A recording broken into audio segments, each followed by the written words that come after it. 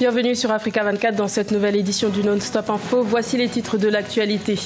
Lancement d'un programme de manifestation au Bénin suite à la non-participation de l'opposition aux élections législatives du 28 avril. La mobilisation organisée ce jeudi 4 avril à Cotonou a été dispersée par les forces de l'ordre. Le Soudan du Sud condamne la décision américaine de prolonger d'1 an le statut d'urgence nationale, une décision susceptible de contrarier les efforts consentis pour la mise en œuvre de l'accord de paix signé en septembre 2018. Et la zone de libre-échange continentale sera lancée en juillet 2019. Le quota de 22 signatures minimum pour son entrée en vigueur a été atteint le 2 avril grâce à la signature de la Gambie. Au Bénin, aucun parti de l'opposition ne participera aux élections législatives du 28 avril, mais les formations de l'opposition n'entendent pas s'y plier.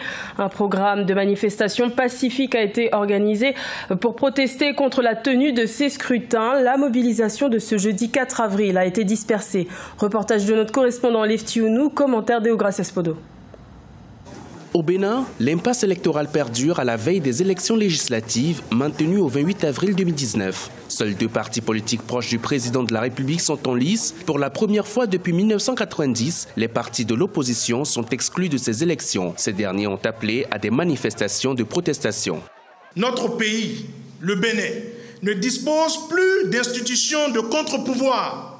Dans cette situation, seul reste le peuple lui-même pour se prendre en charge et sauver sa démocratie. La concertation de l'ensemble de la classe politique pour la recherche du consensus en vue des législatives inclusives, apaisées et transparentes ne s'est pas concrétisée. Jeudi 4 avril 2019, une série de rassemblements devait avoir lieu à Cotonou et à l'intérieur du pays. Avant même le départ de ces mouvements dans la capitale, les protestataires ont été dispersés par la police et l'armée, selon plusieurs témoins. Une dizaine de manifestants, dont un blessé, a été interpellé. Le premier acte de cet appel était que certains manifestants aillent au niveau de la Sénat aujourd'hui, là où le tirage au sort des candidats devrait se faire. Il y a eu quand même quelques mobilisations un peu partout dans le pays, donc c'est un premier acte. Ce bras de fer va s'arrêter lorsque le pouvoir va décider d'organiser des élections inclusives. C'est ce que nous réclamons. Nous ne réclamons pas plus que ça. Tant que nous n'aurons pas cette revendication-là, eh bien, nous serons toujours sur le front, ou plutôt au front. Les partis d'opposition, notamment les forces Kori pour un Bénin émergent, Restaurer l'espoir et le Parti pour la libération du peuple, exigeant, le rappel, la tenue d'élections inclusives. Le Sénégal a célébré ce jeudi 4 avril le 59e anniversaire de son accession à l'indépendance. Une journée rythmée par de nombreuses cérémonies et par le discours du président Macky Sall, tout fraîchement investi le 2 avril pour un second mandat. Reportage de notre correspondant Ella Djenjaye. Ce jeudi 4 avril est célébré au Sénégal le 59e anniversaire de l'accession du pays à la souveraineté internationale devant le président de la République Macky Sall et ses invités d'honneur, les chefs d'État libériens Georges Weah, malgache André Rajoelina et gambien Adama Barrow. Les différentes unités de défense et de sécurité ont exhibé leur nouvelle acquisition. Le chef de l'État Macky Sall a réitéré sa volonté d'apporter de meilleures conditions aux militaires. Je voudrais enfin réitérer ici ma ferme volonté de poursuivre l'équipement et le relèvement du moral par la revalorisation de la condition militaire. Le président Macky Sall dit également totalement satisfait de l'organisation et du bon déroulement du défilé civil et militaire qui révèle encore une fois la cohésion du peuple sénégalais. Je suis rassuré par la cohérence de notre concept de défense qui repose sur la globalité. Il n'est pas que militaire, il implique la coopération entre les unités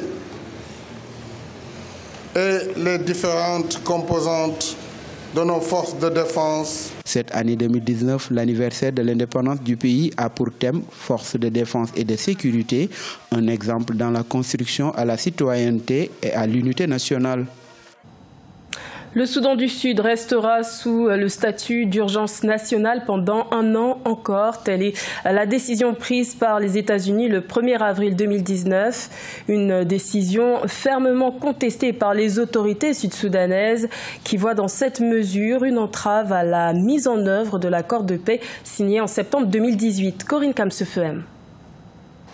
À Juba, au Soudan du Sud, le gouvernement condamne la situation d'urgence nationale maintenue pour 1 an sur le pays par l'administration américaine. Pour les autorités sud-soudanaises, ce statut va à l'encontre du processus de paix et de réconciliation en œuvre dans le pays depuis la signature de l'accord de paix revitalisé en septembre 2018. Nous sommes en train de mettre en œuvre la paix et cette extension de l'urgence nationale ne va pas nous aider. Elle ne contribuera pas aux efforts de paix. Nous faisons maintenant ce que la communauté internationale et l'Union africaine nous demandent de faire.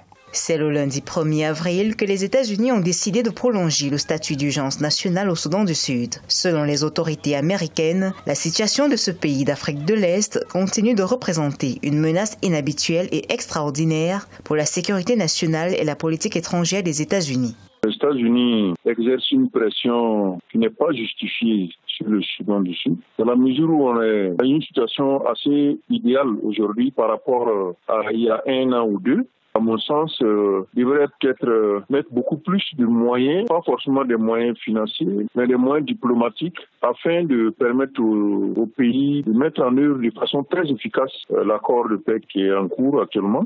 La situation d'urgence nationale sur le Soudan du Sud a été déclarée pour la première fois par les États-Unis en avril 2014, quelques mois après le début du conflit à Juba. En vertu de ce statut, les biens de certaines personnes accusées de menacer la paix et la stabilité du Soudan du Sud sont gelés. 22 signatures, c'est le nombre minimum de ratifications qu'il fallait obtenir pour l'entrée en vigueur de la zone de libre-échange continentale. Le quota a été atteint le 2 avril avec la signature de la Gambie. Le lancement de l'ASLEC est désormais prévu pour juillet 2019. Ange Noménio. La zone de libre-échange continentale entrera en vigueur à partir de juillet 2019. Après la signature de l'accord par la Gambie, le seuil minimum des 22 pays a été franchi, ce qui rend effective la zone. C'est une zone qui va forcément impacter le monde. L'Afrique, aujourd'hui, c'est la zone où l'extrême pauvreté demeure la plus élevée au monde, avec 350 millions de personnes vivant avec moins de 2 euros par jour. Donc on est vraiment dans un challenge majeur où on sortira effectivement du paradoxe d'une Afrique qui regorge de nos matières premières et dont les populations sont les plus pauvres. À terme, la zone de libre-échange continentale va permettre de générer, selon les projections officielles, un produit intérieur brut de plus de 3 000 milliards de dollars et permettre la création de 300 000 emplois directs et plus de 2 millions d'emplois indirects. La zone de libre-échange qu'on a envie de faire ne s'adresse pas d'abord aux investisseurs étrangers pour pouvoir produire encore une fois pour l'étranger, mais bien pour les pays africains. À travers la zone de libre-échange, ce que l'on veut, c'est accroître la demande locale et faire en sorte qu'il y ait de véritables opportunités pour les opérateurs économiques. Les zones d'intégration régionale en Afrique sont désormais nombreuses. Le commerce intra-africain ne représente que 10% et le continent ne participe qu'à hauteur de 2% au commerce mondial, alors qu'un marché commun africain rapporterait plus de 35 milliards de dollars chaque année aux pays de l'Union africaine. La libéralisation du marché de l'assurance constitue un réel enjeu en République démocratique du Congo et pour cause.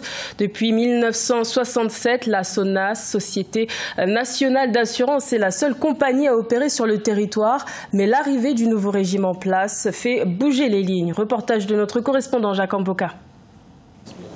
Libéralisé depuis 2015, le secteur des assurances en République démocratique du Congo évolue encore avec la seule Société nationale d'assurance, un monopole qu'elle conserve depuis des années. L'arrivée du nouveau régime fait bouger les lignes avec l'octroi par l'autorité des régulations et des contrôles des assurances d'agréments à 6 entreprises d'assurance. La décision a été prise par son conseil d'administration qui s'est réuni ce mercredi 27 mars 2019.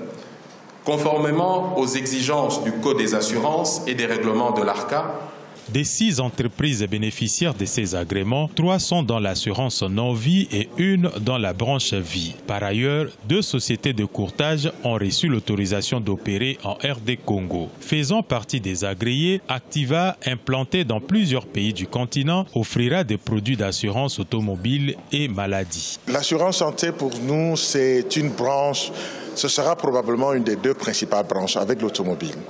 C'est une des 2 principales branches.